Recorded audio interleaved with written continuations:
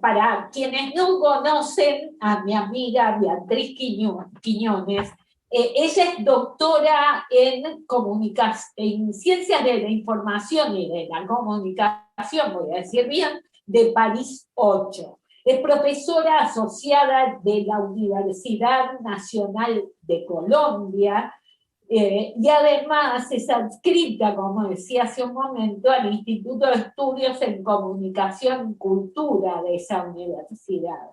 Además es profesora de la maestría en medios y directora del Centro de Pensamiento TICS, Nuevos Medios y Brecha Digital, y promotora, además de miembro conformante del grupo gestor del doctorado en comunicación e imagen que se acaba de aprobar en el Instituto de Estudios en Comunicación. Y quiero decir, si me permitís, Beatriz, que nosotras nos conocimos en Brasil gracias a la invitación que nos hizo a una y otra Eliseo Verón a una de sus reuniones en Yaparatina. Y desde entonces, bueno, tengo el placer y el honor de decir que Beatriz es amiga mía y es una gran impulsora de los estudios en comunicación, sobre todo en imagen. Ella no nos lo ha dicho, pero además fue algo así como la presidenta de la Organización Auditora de la Televisión de Colombia. Eh, Así que es una persona muy versada en estos temas y confío, digamos, no confío, estoy segurísima de que esta presentación va a ser estupenda. Gracias, Betty, por estar acá. Perfecto, bueno, pues yo quisiera contarles un poco, introducir el tema de nuestro tema de hoy, a propósito de la pobreza en América Latina, un tema que creo que va a ser un tema que vuelve otra vez y vuelve otra vez a ser de interés de los investigadores, sobre todo en una situación como la que vive la humanidad. Para ninguno de nosotros es extraño, digamos, ser testigos de la situación económica por las que está atravesando y por la que va a atravesar América Latina, sobre todo. El caso colombiano es una cosa aterradora. Hay quienes dicen, hay expertos que dicen que hemos retrocedido 30 años en el desarrollo del país.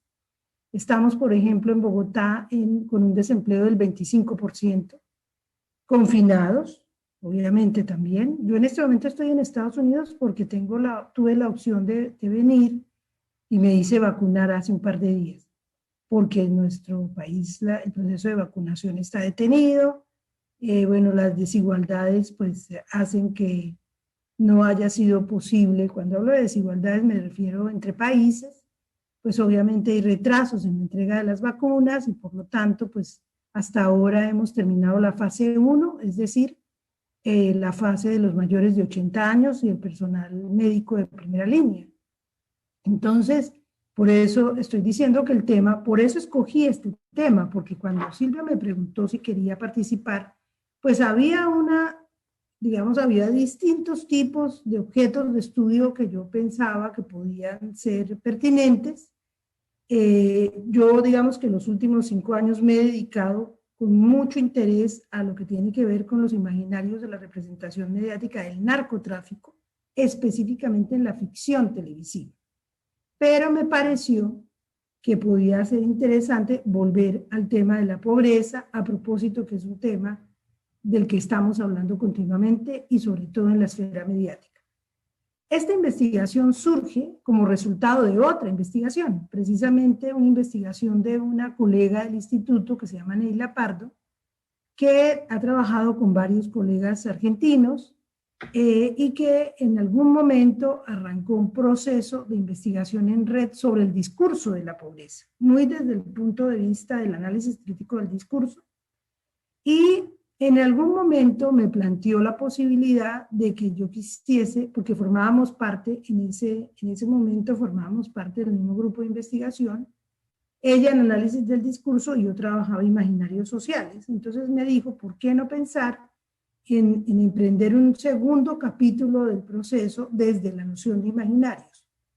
Y todo esto llevó a que nos planteáramos en el grupo, que yo lideraba en ese momento, la idea de representar la pobreza desde una mirada no convencional. Esto es fundamental, creo que es el punto de partida del asunto. ¿Cuál era el punto de partida de nuestros colegas de la línea de análisis del discurso?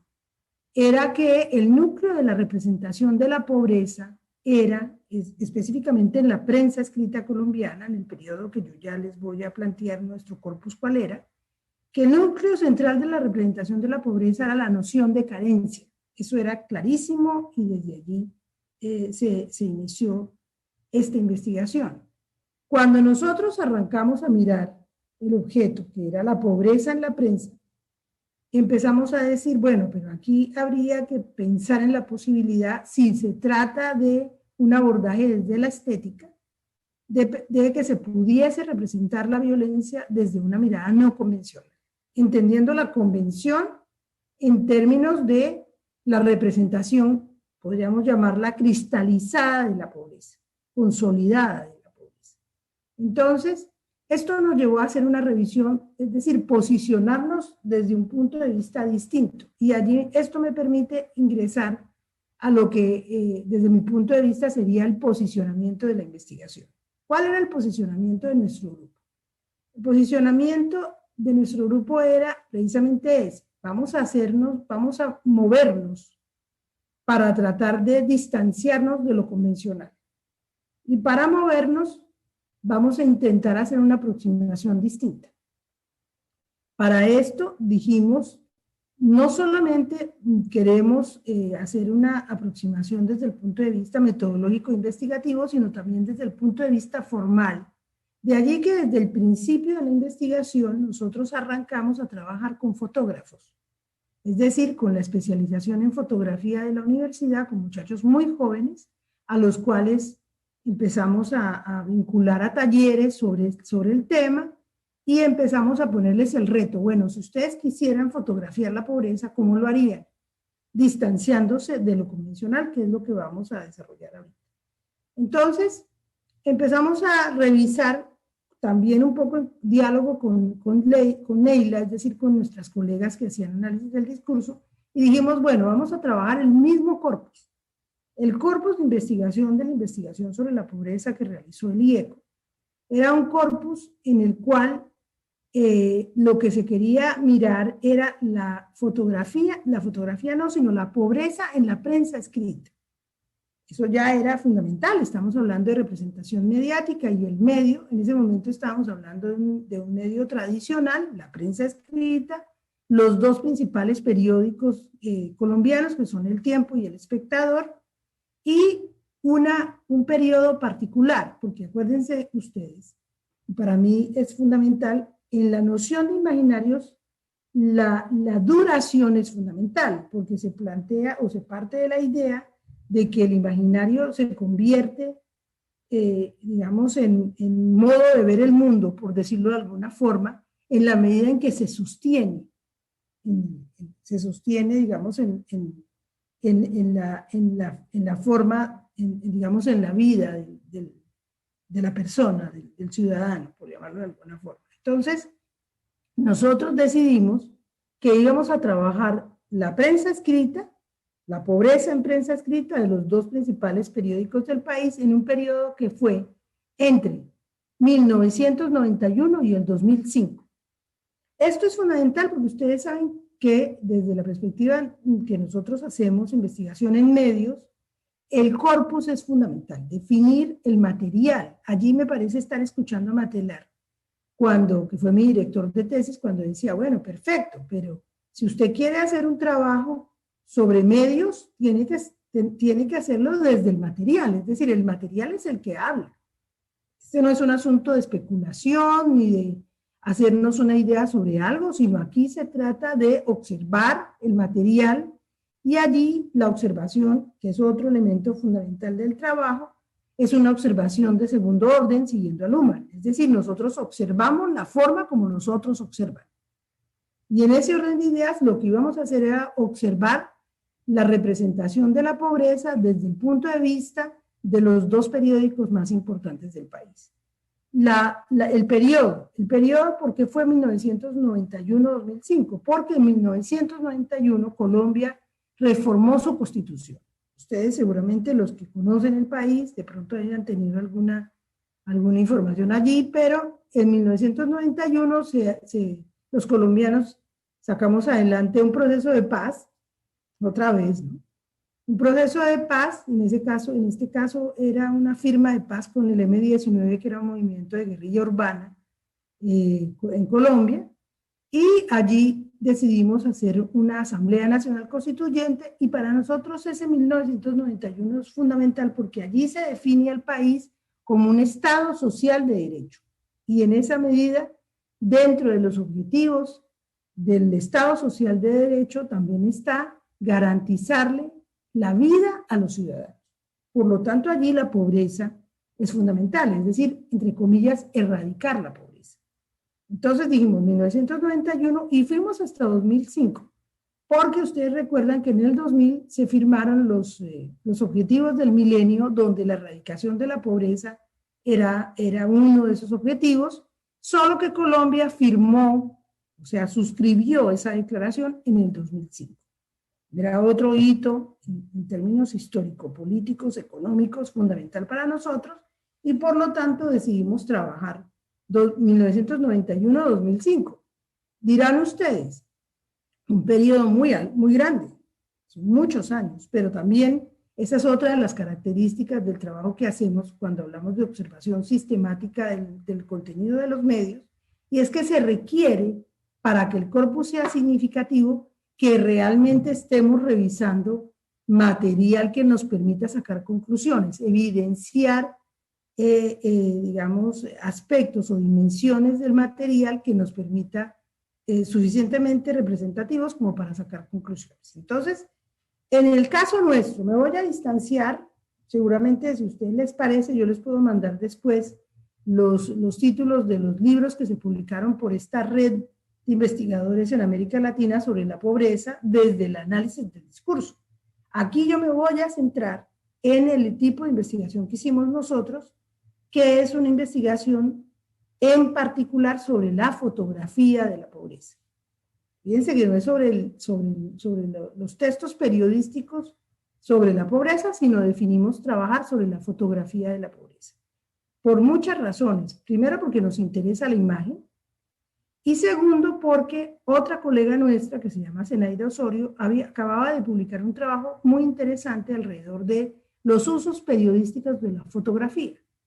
Y había hecho un trabajo donde la definición de fotografía periodística era el texto, es decir, la fotografía más el pie de foto.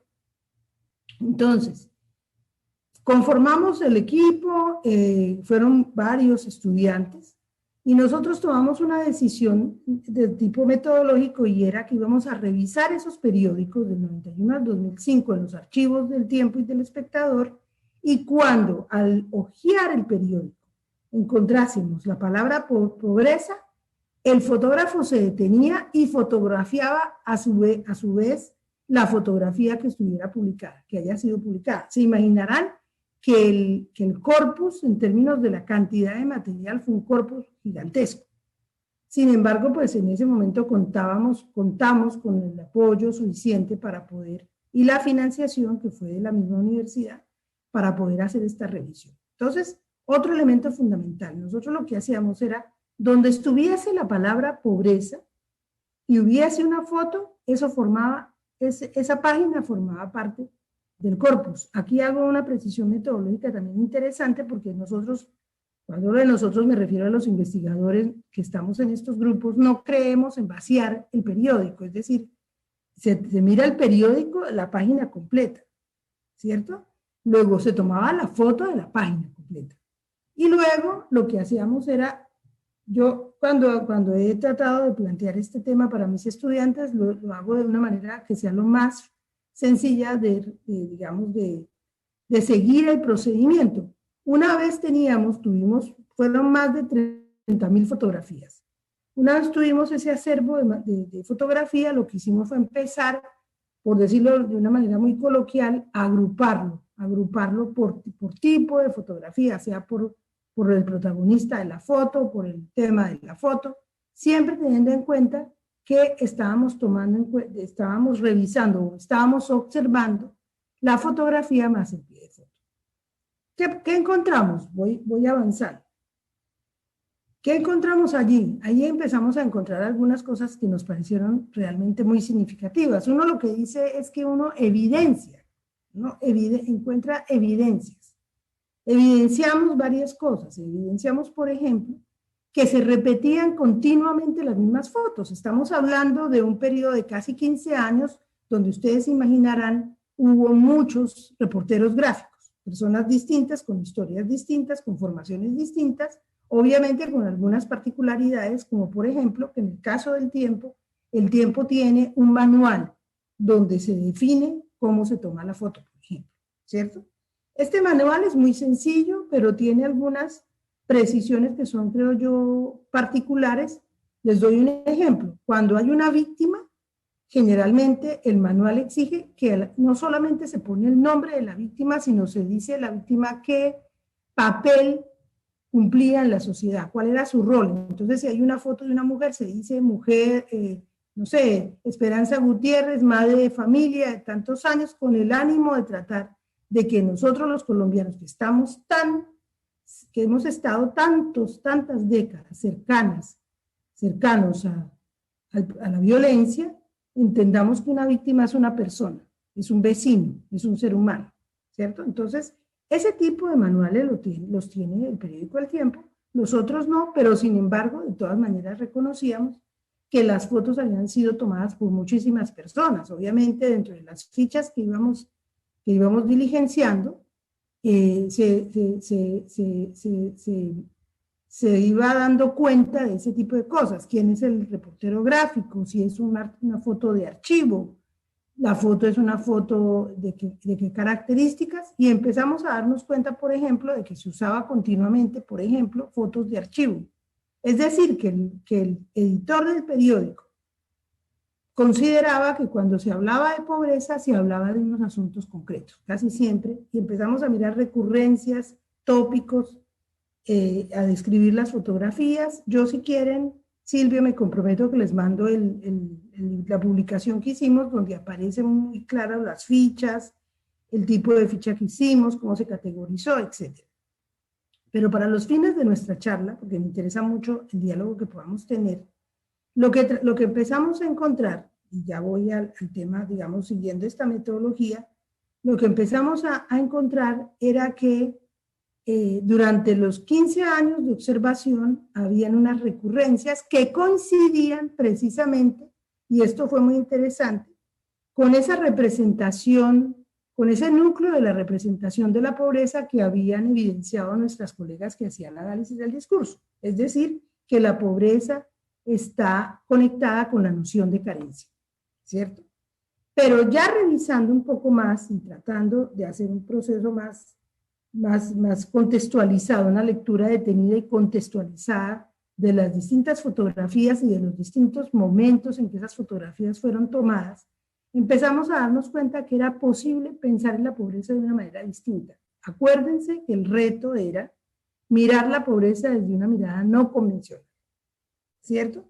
Y entonces empezamos en los talleres con los estudiantes de la especialización de fotografía, empezamos a decirles, bueno, muchachos, váyanse con sus cámaras, váyanse a los sitios que ustedes crean que son barrios pobres de Bogotá y tomen fotos, pero traten de tomar fotos que no sean estas fotos, que ya las teníamos categorizadas, agrupadas, etcétera, y que en general, muy resumido, en general eran fotos de niños descalzos sobre un charco, en pañales, o mujeres solas con niños de brazos, o mujeres recogiendo agua, es decir, eran fotos, casi todas eran del mismo tipo, sin contar pues esas fotos que son las usuales del indigente en la calle,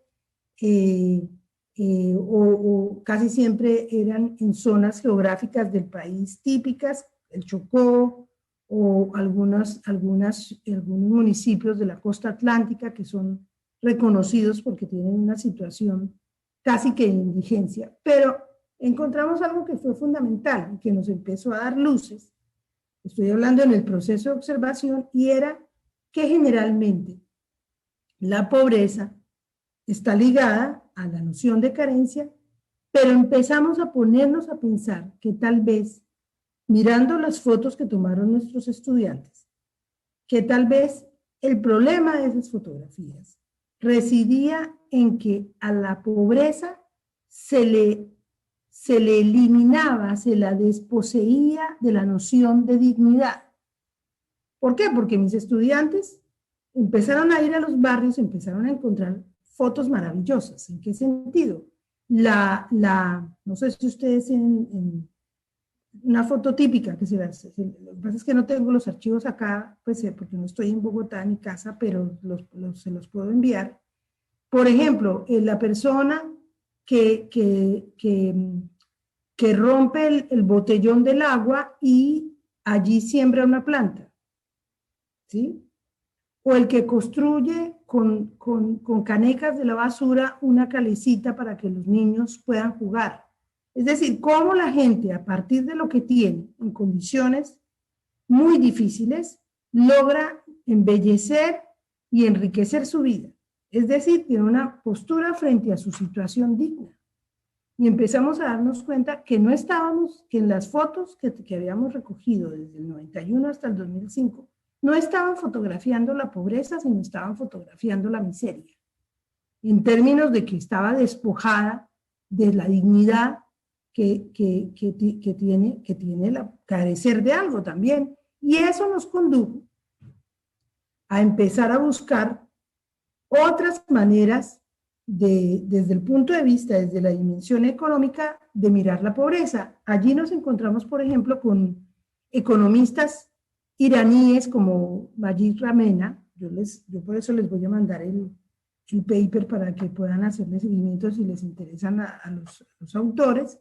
Este economista tenía una posición frente a la pobreza distinta, porque nos hacía ver que efectivamente uno es pobre dependiendo de la manera como lo definen.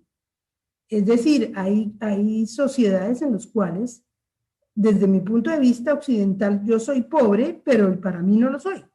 Es decir, desde mi punto de vista no lo soy porque la pobreza está definida, consolidada desde otra perspectiva. Y eso nos llevó a, digamos, desplazarnos hacia otro punto de vista que nos permitió entrar en una dimensión diferente. Ya estoy terminando, no sé si voy muy rápido, en una dimensión diferente que nos llevó a mirar la fotografía de nuestros estudiantes. Con esas fotos hicimos calendarios, con esas fotos hicimos varias exposiciones en distintos espacios de la ciudad y de la universidad, y veíamos que realmente la gente reconocía, por ejemplo, en la estufa de carbón, en el recipiente quemado donde la gente cocina, o en las maneras como se dispone los dulces en las ventas ambulantes, una manera distinta de abordar su situación, que se distancia de esa forma convencional o de esa representación consolidada de la pobreza. Digamos que el trabajo, digamos, tuvo como esa deriva estética que nos amplió la manera de ver una noción muy convencionalizada, al extremo que, por ejemplo, ya en el desarrollo de la investigación encontramos que había una publicación muy interesante en el Diario del Tiempo, donde en una fotografía se ilustraban la forma como Naciones Unidas definía la pobreza. Es una cosa increíble porque se dice de una manera muy precisa: el piso tiene que ser de arena o tiene que ser de barro, no debe haber servicios públicos, tiene que haber una letrina, no se cuenta con energía eléctrica. Es decir, hay unas definiciones que permiten determinar quién es pobre y quién no. Y veíamos cómo las fotografías que se publicaban en los periódicos nuestros casi siempre duplicaban esas maneras de ver de ver la pobreza, que si nosotros intentamos separarnos de esa noción, de pronto podemos encontrar otras maneras de abordarlo. Esto nos llevó a otro tipo de teorización, por ejemplo, a hacer mucho más, apropiarnos más de la noción de estereotipo desde la perspectiva de descripción y prescripción, porque de alguna manera nos dimos cuenta que la manera como se describe la pobreza prescribe una posición frente a ella, donde de lo que se trata no solamente es de que uno carezca de algo, sino que además necesite de ayuda. Entonces, vuelvo y repito eso último porque me parece fundamental, es decir, que no solamente uno carece de algo, sino que necesita de ayuda, que es una cosa fundamental, donde pienso yo reside la manera como comprendemos la dignidad del ser humano. A veces carecemos de cosas, pero a veces no necesitamos que nos ayuden, que nos tiren un salvavidas para salir adelante, sino que tenemos los recursos o podemos juntos encontrar el recurso para superar una situación. Yo quisiera, bueno, lo hice muy rápido, creo, no sé cuánto tiempo me llevo, pero me gustaría que pudiéramos conversar, porque pues esto tiene de largo y de ancho, fue un trabajo de varios meses. Lo resumo muy rápido, pero me parece que la síntesis es esa. Entonces quedo pendiente de lo que ustedes quieran preguntar. Bueno, muy interesante, Beatriz. No sé si hay preguntas, comentarios. Bueno, empiezo yo, pero no quisiera hacer uso del beneficio del presentador. Me pareció hiperinteresante lo que decís, porque en general la noción de estereotipo, la noción de representación como constructora de la opinión pública, en mi idea quedaba sobre todo ligada al lenguaje, ¿no? Esto es algo que se discute bastante al lenguaje verbal, pero vos lo planteás como ligado al lenguaje, en este caso de la imagen, y te pregunto entonces si vos crees que efectivamente el traspaso de un tipo de estereotipo que aparece representado en una imagen hacia otro tipo de representación cambia la vivencia de aquellos que quedan representados en esa imagen. No sé si fui muy clara, no fui clara, no importa, lo digo otra vez. Si vos crees que pasar de esta representación de la pobreza desde la luz de la miseria a la representación de la pobreza desde la capacidad de arreglárselas en la vida con todo aquello de lo que se dispone, cambia en esas personas que quedan representadas en la imagen la propia vivencia. Quiero decir, cuando se las representa desde la miseria, ¿vos creés que se sienten miserables? Y cuando se las representa desde esta competencia para arreglarse en el mundo cotidiano, ¿vos creés que se sienten empoderadas? Pues mira, yo lo que pienso, digamos, tu pregunta no es fácil de responder, pero pienso que no tiene que ver con eso. Es decir, yo creo que esto es un problema de evidenciar, estamos evidenciando lo que pasa. Yo lo que pienso es que, yo recuerdo mucho que hace muchos años tuve que hacer cuando era periodista, muy jovencita, tuve que hacer un recorrido por una zona muy pobre en términos convencionales de Colombia, que es la costa pacífica.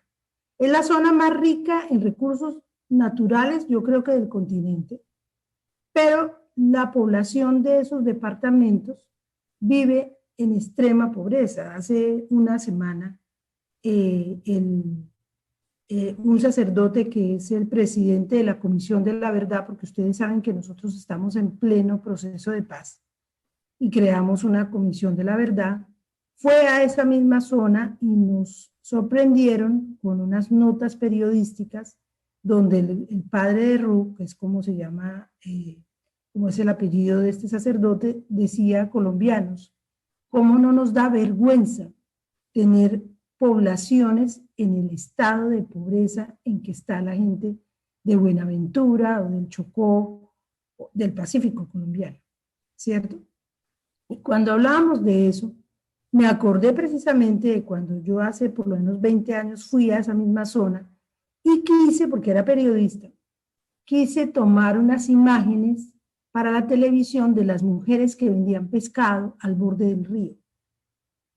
Nunca me olvido que una de las señoras, una mujer muy bella, afro, se molestó conmigo porque se dio cuenta que la estábamos tomando con la cámara. Y entonces no puso su mano frente a su cara y yo me di cuenta que estaba muy molesta y me le acerqué y le dije: ¿por qué no quieres que te tomemos? Me dijo: ¿por qué no me has pedido permiso? No me has pedido permiso. Yo quisiera salir, pero déjame, yo me arreglo. Déjame, yo quiero arreglar mi pelo y quiero arreglar mis pescados porque yo quisiera salir distinta en la fotografía. Fíjate que ahí es un problema de posicionamiento, que creo que es un elemento fundamental en el tipo de investigación que nosotros hacemos, el problema del posicionamiento. El posicionamiento es tan importante en la medida en que el tipo de investigación que estamos hablando es muy cercano a la fotografía también. Es decir, tú cuando fotografías te posicionas frente al objeto que quieres fotografiar. Y dependiendo de lo que quieras visibilizar, usas la técnica para darle luz a unas dimensiones y quitarle luz a otras. Yo creo que pasa exactamente lo mismo, es de lo que estamos hablando. El posicionamiento del reportero gráfico hacía que le diera luz solamente a unas dimensiones de lo que iba a fotografiar. ¿Por qué? Porque él ya tenía en su cabeza un mapa mental, una representación social construida de lo que era la pobreza, y por lo tanto cuando le decían necesitamos una fotografía de alguien pobre, pues se iba a los sitios concretos, a donde encontraba a los indigentes, a los barrios más marginados o marginados de Bogotá, que hay muchos, y tomaba la típica fotografía que casi siempre correspondía al esquema. Y a propósito que tú me hablas de estereotipo, por eso me parece interesante esa doble funcionalidad, el tema de la descripción y de la prescripción. A ti te describen a un niñito descalzo, tirado en el piso, inmediatamente prescriben que ese niñito es un niño miserable, porque no tiene mamá, está abandonado, está sucio, está descalzo, por lo tanto es pobre. Entonces, creo que es un problema de posicionamiento. Y fíjate que yo pienso, y así siguiendo con la analogía con la fotografía, que me parece fundamental, no solo el posicionamiento, sino la decisión del fotógrafo de darle luz a unas dimensiones y opacar otras. Creo que también hay un tercer nivel fundamental que es el problema del desplazamiento. Es decir, tú si te acercas o te alejas, logras una fotografía distinta. Tú decides para dónde te mueves como fotógrafo. Y creo que ahí pasa lo mismo, pero también es de doble vía. Así como yo, cuando me acerco a la mujer del Pacífico, que me dice, es que no me ha pedido permiso. Primero ella consideraba que yo debía pedirle permiso. Fíjate la manera como se comprendía, ¿cierto? La imagen incluso es una noción sofisticada. Ella es dueña de su imagen. Hoy por hoy, 20 años después o 30 años después, tenemos toda esta discusión alrededor de que tú tienes que firmar un papelito para probar que te tomen una fotografía. Y si no, pagas derechos, ¿sí o no? Esa señora, en ese lugar en el que estaba, 30 años atrás, ella consideraba que yo debía pedirle permiso, pero además consideraba que ella debería poder determinar cómo aparecer frente a la fotografía.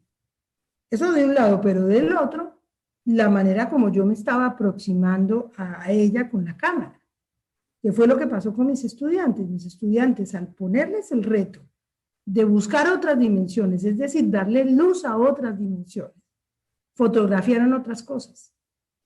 El botellón a la mitad, con una flor sembrada, no era la persona que no tiene para comprar una matera para sembrar una rosa. No, era una persona con una capacidad suficiente para ingeniárselas porque quiere tener una rosa en su casa. Es distinto. Creo que ese es el sentido del tipo de aproximación que proponíamos en esa investigación. Te leo lo que dice Federico Weiss, interesante y para reflexionar su disertación. Aquí en Argentina, a ver que me sigue escribiendo, tenemos debates más que certezas sobre la pobreza y cómo concebirla. Por ejemplo, el exministro de Economía no medía la pobreza porque estigmatizaba. El INDEC cambió recientemente la fórmula para estimar la inflación y por ende a partir de cuándo uno es pobre. Y el actual presidente generó confusiones en torno a la meritocracia el año pasado. Hay que igualar hacia abajo en cuanto a distribución de recursos, son dilemas o confusiones.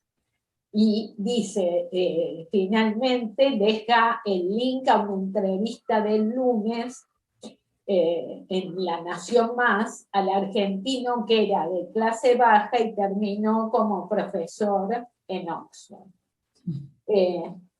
Preguntas, comentarios que quieran hacer.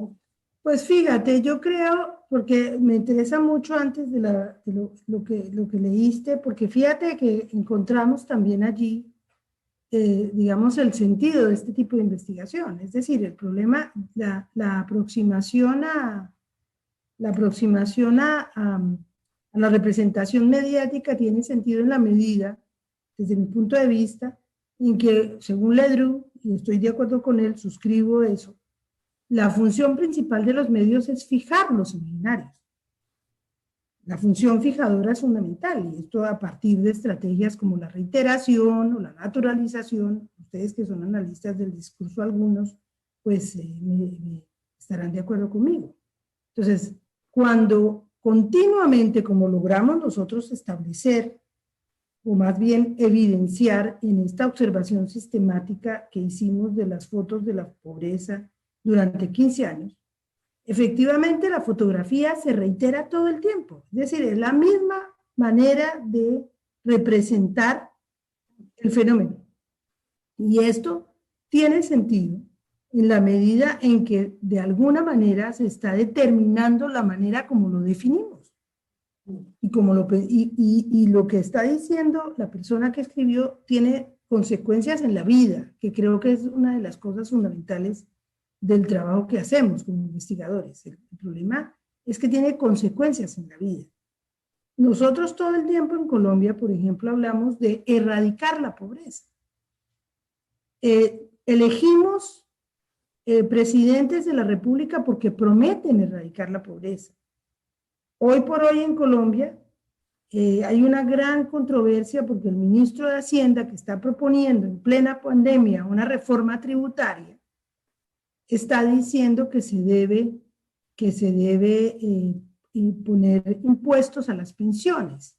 Y el presidente de la República no tuvo ningún problema en decir que una pensión de 7 millones de pesos, para hablarlo en términos de dólares, estamos hablando de $1.500, es una mega pensión.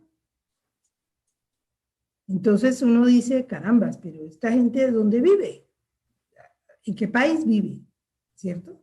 Entonces, nosotros construimos nuestra manera de ver el mundo a partir en un porcentaje que yo considero que vale la pena reflexionar, de las maneras como los medios fijan ese tipo digamos, ese imaginario sobre la vida cotidiana. Yo hice un trabajo sobre la violencia en Colombia, donde también lo que hice fue moverme, distanciarme de la noción de conflicto armado, porque nos dimos cuenta, o mi propuesta era que la violencia colombiana no tenía que ver fundamentalmente con el conflicto armado. Sí, nos hemos estado matando 60 décadas, pero lo que pasa grave es que somos ciudadanos del conflicto.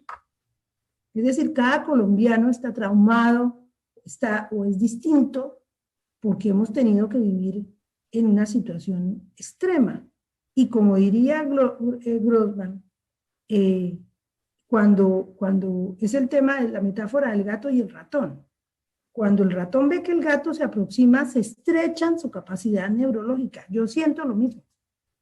Nosotros estamos siempre en un nivel extremo que no nos permite abordar la vida, ni la afección, ni nuestro propio cuerpo con plena tranquilidad, porque estamos siempre bajo amenaza.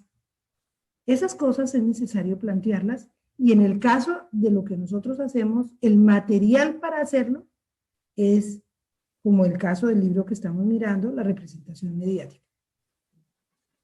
Federico Márquez. Gracias, Silvia. Bueno, Beatriz, felicitaciones. Me gustó tu presentación. Me hubiera encantado ver fotos, porque mientras hablabas trataba de imaginarme las fotos, me hubiera encantado para ponerlo en imágenes, ¿no? Lo que vos estabas diciendo. Tengo una, perdóname, Federico, yo podría mandarle a Silvia un correo con unas fotos. Buenísimo. Los tengo acá por si de pronto Sí, buenísimo. Porque no tengo cómo hacerlo acá porque no lo tengo, tengo mi teléfono. Sí. Dale. Gracias. Vos mencionaste Naciones Unidas y en general, digamos, los organismos internacionales de ayuda, las agencias de cooperación de los países OCDE, en general trabajan también con estos estereotipos de la pobreza, ¿no? Todos habremos visto esos pósters de ayuda humanitaria o de ayuda al desarrollo, típicamente en África, donde está el chiquito al lado de la conexión de agua, ¿no? Que se la llevó la cooperación al desarrollo.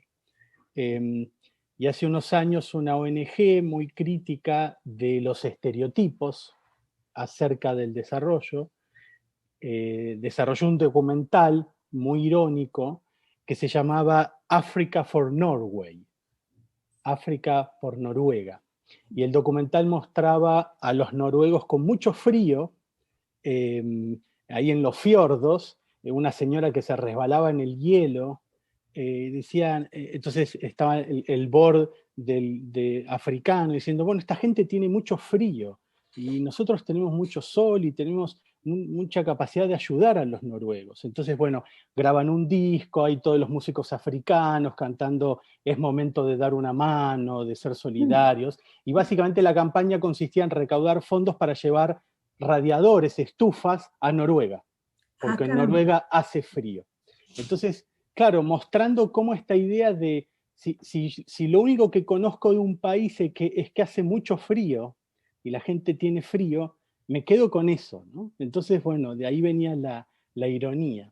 Mi pregunta, digamos, entonces digo, estos estereotipos son globales, no es un estereotipo colombiano. Y esto que vos encontrás en Colombia, o sea, se puede visualizar en muchos lados, ¿no? Por eso mi pregunta apuntaba a pensar qué ves vos de colombiano en los estereotipos que ustedes encontraron. Si vos identificás algo de la idiosincrasia colombiana en particular acerca del modo en que estereotipan la pobreza de esta manera. Y la segunda pregunta es, con lo que ustedes produjeron, ¿no? Las fotos que ustedes tomaron, con otra mirada, no sé si tuvieran la oportunidad de acercar ese material y la reflexión alrededor de ese material a los medios de comunicación. No sé si pudieron tener un debate con los editorialistas, con los directores de fotografía de los diarios, y decirles, mira, ¿qué chances hay de cambiar el ángulo? ¿Se puede trabajar de esa manera? ¿Qué posibilidades hay de tener otra mirada un poco más empática hacia el problema, ¿no? No sé si lo pensaron, pasó algo, contanos. Ok, bueno, con relación a la primera pregunta me parece interesantísimo. De hecho, nosotros, a propósito de la investigación sobre el narcotráfico. Esa es una pregunta de investigación que queremos desarrollar en términos de imaginarios globales del narcotráfico. A raíz de toda esta cantidad de producciones de las OTTs, por ejemplo de Netflix y de Amazon y de estas OTTs alrededor del tema del narcotráfico, que sigue vendiendo, ¿cierto? Y que de alguna manera nosotros decimos, inspirados mucho en las vidas de Pablo Escobar y de todos estos carteles tan famosos que tuvimos en Colombia, ¿cierto? Y que seguimos teniendo, solamente que ahora los jefes son los carteles de Sinaloa, en Cauca, en el Valle del Cauca, ¿cierto? Pero ahí pienso que tienes toda la razón, Federico, es decir, el problema es global, lógico, este es un asunto. Hay un trabajo de Matelar muy interesante sobre precisamente cómo Naciones Unidas define el problema de la pobreza, que tiene mucho que ver con esta idea de la carencia y de estos estándares que de alguna manera se han querido corregir con, por ejemplo, el Gini, donde de alguna manera se trata de mirar otras dimensiones. Pero a propósito de que reconocí en el caso colombiano, yo creo que hay, sobre todo lo que reconozco en esa manera de representar la pobreza, en los valores tradicionales de nuestra manera de ver el mundo. Me refiero, por ejemplo, a esta cuestión tan judio-cristiana de darle de comer al hambriento ¿cierto? Y darle de beber al sediento, ¿cierto? Porque ahí ese asunto relativo a lo de la necesidad de ayudar, de dar limosna, eso es muy nuestro, ¿cierto? Es decir, si ustedes ven, a propósito, para hacer la conexión con Pablo Escobar se volvió un político importante a partir de que empezó a hacer Medellín sin tugurios. Es decir, él empezó a invertir ingentes sumas de dinero en construir barrios, supuestamente para la gente más pobre. Entonces, fíjate cómo, sí, esa parte lo veo, por eso digo que valores tradicionales, porque tienen también mucho que ver con el asunto del narcotráfico. Parece que no, pero sí. Es una postura mafiosa, de alguna manera, en la medida en que habría como esa sensación o esa manera de verlo en términos de que uno es pobre porque quiere, ¿cierto? Es porque no tiene lo suficiente, no tiene el empuje. Ahora, por ejemplo, con la pandemia a mí me ha llamado muchísimo la atención ese cuento de que tenemos que reinventarnos, ¿cierto? Entonces que hay que reinventarse y entonces ahora hay que hacer, la gente, digamos, nosotros tenemos algo así como un 75% de informalidad. Entonces sobre esa base, ¿qué tipo de reinvención sin ayuda va a poder hacer la gente? ¿Qué va a hacer? ¿Va a cambiar? Se va a reinventar en términos, ¿qué es lo que está pasando? En lugar de vender cigarrillos en las esquinas, entonces lo que estoy haciendo es con pedacitos de tela tapabocas. Son cosas increíbles, pero que tienen que ver con eso que estamos hablando. Eso fue lo primero que me preguntaste. Lo segundo que me preguntaste, que me perdió, ¿fue qué, Federico? Si habían podido hablar con los medios. Ah, ok. Pues mira, nosotros la primera intención fue con los estudiantes. Dijimos, es interesante el trabajo que hicimos con los estudiantes nuestros de fotografía, porque fue, digamos, pensamos, ellos son los que van a ser los fotógrafos, los reporteros gráficos, o los artistas que desde su arte van a fotografiar el mundo, pues por decirlo de alguna manera. Sí, hicimos varias exposiciones, y eso llevó a que se hiciese la pregunta, pero esto es un asunto, por eso la dimensión de la duración es tan importante, cuando estamos hablando de imaginarios. Porque después de tantísimos años conviviendo con una manera de ver el mundo, con una manera de comprender la pobreza, cambiar esa idea es bien difícil. Es bien difícil, pero sí, estoy de acuerdo contigo, es un trabajo que ameritaría que pudiéramos desarrollarlo con los futuros o con los que están hoy trabajando el tema en los medios. No lo logramos hacer porque tú sabes, como todo en la investigación, los cronogramas casi siempre van hasta que va el presupuesto. Entonces nosotros llegamos logramos con auspicios y con apoyos de otras organizaciones, logramos hacer varias exposiciones. El calendario que hicimos lo pudimos distribuir en muchas partes, que fue muy interesante porque los calendarios típicos nuestros eran las señoras en vestido de baño, que generalmente se cuelgan en los talleres, y cada mes está representado por una chica en bikini, una rubia, una pelirroja, etcétera, y pasamos de eso. Yo ya le mandé las fotos a Silvia. Pasamos a la fotografía de la estufa de carbón. Yo tengo en mi casa esa fotografía, es muy bella, que es una estufa de carbón, que era la típica de las abuelas, porque hay barrios nuestros donde todavía no se tiene acceso al gas. Y entonces hay todavía quienes cocinan con carbón. Entonces era también romper con esa idea del calendario y pasar de la chica en pelota a la estufa de carbón. Fueron cosas así las que pudimos hacer, siempre con esa intención de romper un poco en la imagen convencional, por no decir que el imaginario consolidado es lo que sea. Roberto Bouzas. Hola Beatriz, gracias por la presentación. Muy interesante me pareció, digamos, todas las reflexiones que haces sobre la posición del fotógrafo, del periodista, del productor y cómo eso condiciona el resultado decisivamente. Ahora, lo que te quería hacer dos preguntas. Una es,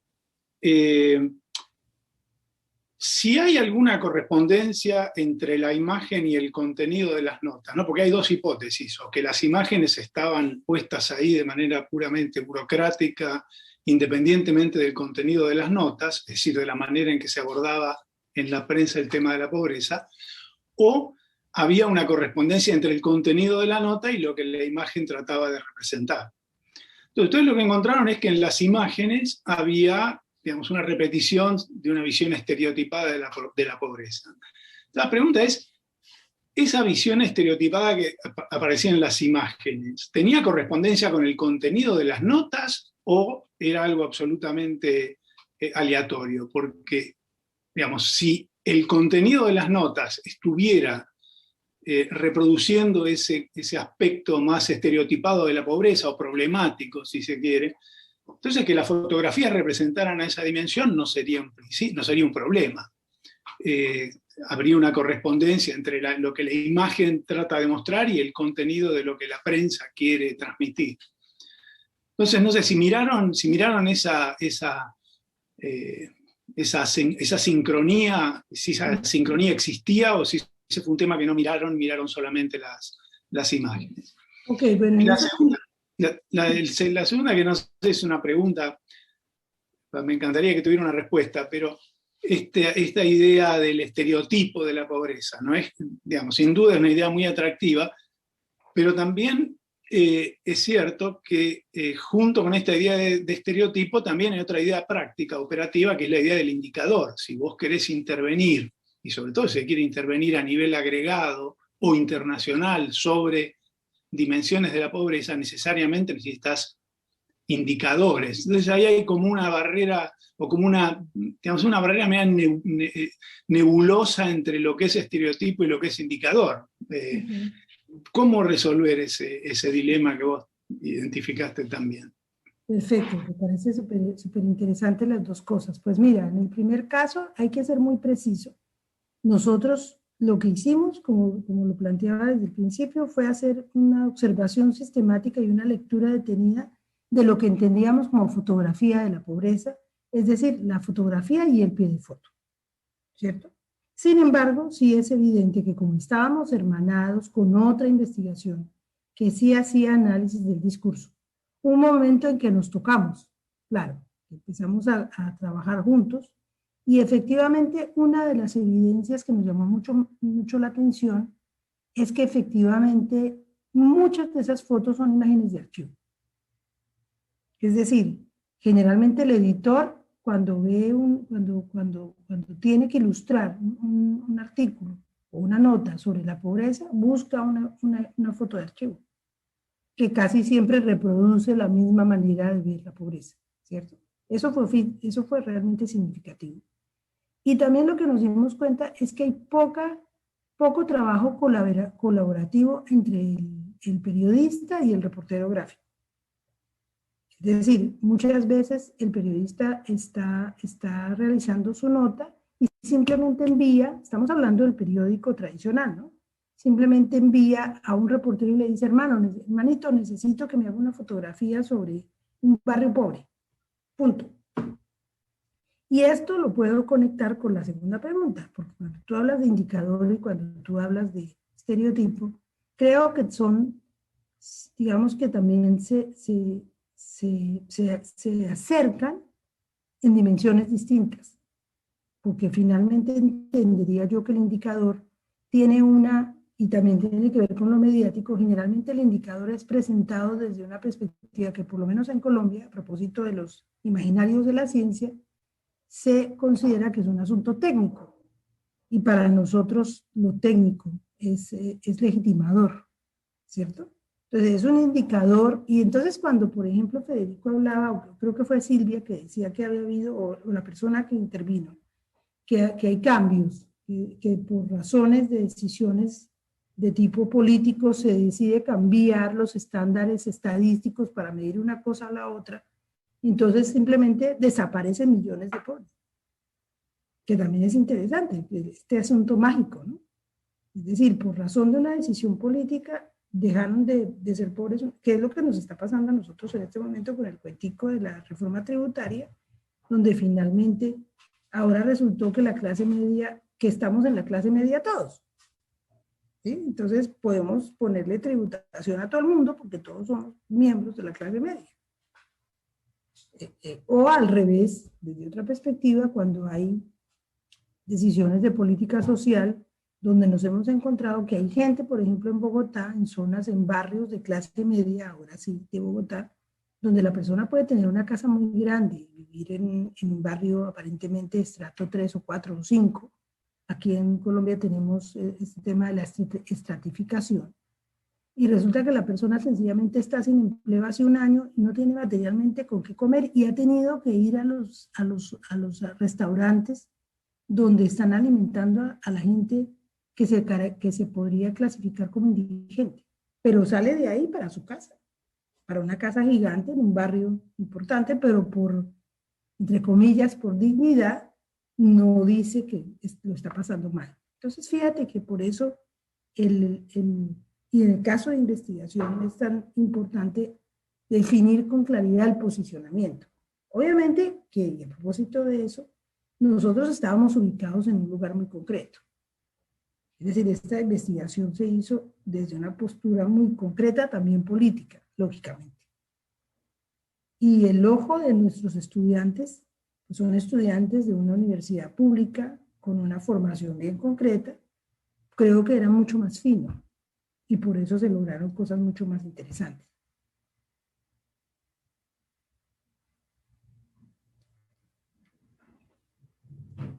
Andrea Wolfner. Muchísimas gracias. A mí yo lamento muchísimo haberme podido conectar recién un poco más tarde y haberme perdido la primera parte. Pero lo que escuché me interesó muchísimo más porque, bueno, en realidad nunca lo pensé desde el lenguaje, desde las imágenes gráficas, pero me interesa esta noción de que con el lenguaje se pueden hacer cosas y que el lenguaje no solamente es una representación directa de objetos ahí afuera, sino que el lenguaje hace. Y entonces, en este sentido, es interesante que con las imágenes también se pueden hacer y que dependiendo del posicionamiento, las imágenes hacen y pueden producir. Entonces, por un lado, pensaba, retomando además esto que acababas de decir, que bueno, que el posicionamiento obviamente también es un posicionamiento político y que lo que uno elige visibilizar es un posicionamiento político, se hace desde un cierto posicionamiento político, pero además pensaba en el objetivo, al elegir este posicionamiento y esta visibilización particular que se eligen también movilizar diferentes cosas. Esto en realidad es una forma complicada de decir algo que traigo desde una teoría de la seguridad que dice que según cómo se elija presentar verbalmente, discursivamente ciertas cosas, se las puede presentar como amenazas, más allá de que qué sean, y entonces son vistas como amenazas. Y entonces me preguntaba hasta qué punto a veces presentar a la pobreza desde su lado de la miseria no es una forma un poco más efectiva de movilizar campañas. En todo caso, uno puede pensar, es un arma de doble filo. Por un lado las moviliza estereotipándolas, como el pobre es miserable, pero también uno puede pensar, es una movilización para tratar de darle al tema una dimensión de urgencia y de necesidad para movilizar, por ejemplo, bueno, recursos del Estado, para tratar de combatir cuestiones de pobreza. Y son decisiones políticas. Bueno, eso es la reflexión, digamos, asociándolo con el tema del discurso y de otras cosas, que tienen, obviamente, hay ventajas, hay desventajas, pero que hay una movilización atrás que uno puede cuestionar y puede criticar, claramente. Pero precisamente fíjate que esa fue una de las, digamos, en la revisión que hicimos sobre la literatura sobre la pobreza, desde el punto de vista de Naciones Unidas, claro, allí eso está clarísimo. Es decir, ese despojarle la dignidad a la pobreza precisamente contribuye a lo que a nosotros nos pareció lo interesante, y es esa conexión entre carencia y necesidad de ayuda. Precisamente tú movilizas porque se dice que para salir de la pobreza se necesita que la persona sea ayudada, ¿cierto? Y esa es la forma como tú recaudas recursos. Yo siempre vuelvo al caso colombiano porque pues es el que conozco, y sobre todo a lo que está pasando en los medios. Nosotros llevamos más o menos uno o 2 años a raíz de la migración venezolana con este tipo de asunto, que viene mucho al caso. Y es que hablamos todo el tiempo de que tenemos necesidad de ayudar, ¿cierto? De ayudarlos, con una idea de reciprocidad, porque en algún momento nos ayudaron, que tiene mucho que ver con esto que le decía yo a Federico de la cosa judeocristiana, ¿cierto? Que es devolver favores, ¿no? Y entonces estamos con esta historia de que tenemos necesidad de recoger recursos para poder ayudarlos. Entonces fíjate que sí, pero ¿por qué? Porque lo necesitan, porque solo son incapaces, no se puede hacer, no lo pueden lograr. Y como todo tiene todo es real y virtual, lo que también es cierto, es que eso también ha ocasionado un cierto rechazo, porque la gente tiende a decir, no, pero ¿cómo así? ¿Por qué no se devuelve? Y un país tan rico o tumban el gobierno o hacen algo, porque tienen que llegarnos aquí, cuando nosotros también somos pobres. Es una cosa realmente bien concreta, pero me parece que lo que dices, esa conexión digamos, es ilustrativa de la conexión entre carencia y necesidad de ayuda, que es determinante en la manera como se configura el discurso sobre la pobreza, sobre todo desde la perspectiva de Naciones Unidas. Preguntas, comentarios. Mandé algunas fotos. No me fue fácil, pero mandé algunas fotos por el chat. Quiero imaginar que ustedes las pueden ver. Igual después comparto, ¿sí se pueden ver? Sí, llegaron. Como ustedes, cuando las vean, se darán cuenta que muchas veces se quedan en un detalle. Sí. En una esquina de la imagen, que es lo que les llama la atención. La manera como se inventan en los barrios populares con alambres las formas de cerrar las puertas, o con pedazos de botellas rotas. Los alambres de púas no existen, sino son botellas rotas que se ponen en las azoteas para que no entren los ladrones. Es decir, hay una gran cantidad maneras de que los fotógrafos o nuestros estudiantes encontraron. En Argentina se hace lo mismo con las botellas y no necesariamente en barrios tan pobres, con vidrio en las cercas. Sí, sí.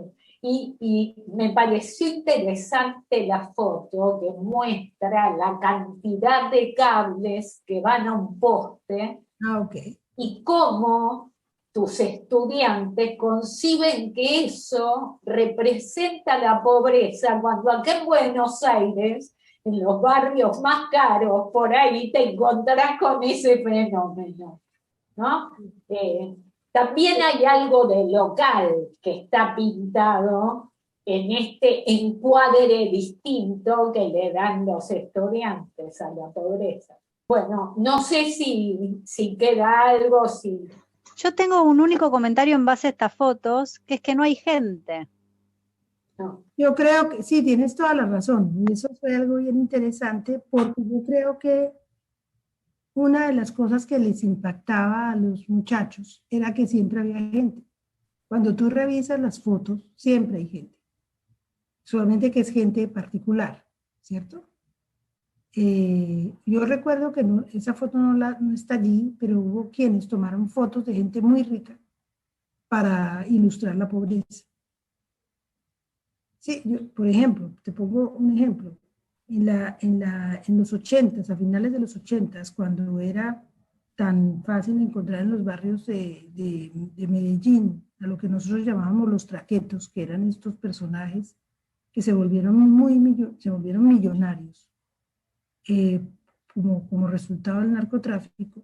Estos tipos andaban por la calle en unos carros extraordinarios con unas cadenas de oro gigantescas llenos de cosas y eran pobrísimos porque generalmente eran sicarios.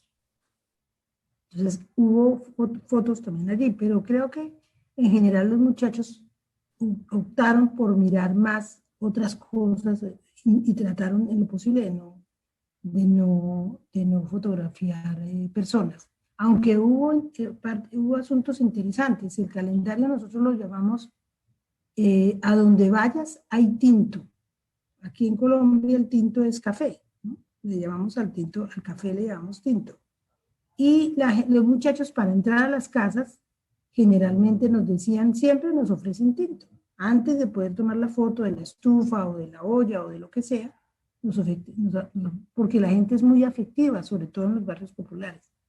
Entonces yo creo que los muchachos también intentaron no molestarlos tomándoles fotos. Y entonces optaron mejor por fotografiar su cama o su estufa o su entorno o su puerta y no a las personas. Que es llamativo porque uno de los elementos, una de las continuidades que tú encuentras en las fotografías es que generalmente hay personas. Casi siempre hay personas. Bueno, Beatriz, te agradezco y me parece que en este momento todos o abrimos el micrófono o con la imagen aplaudimos. Está Andrea. Es un aplauso.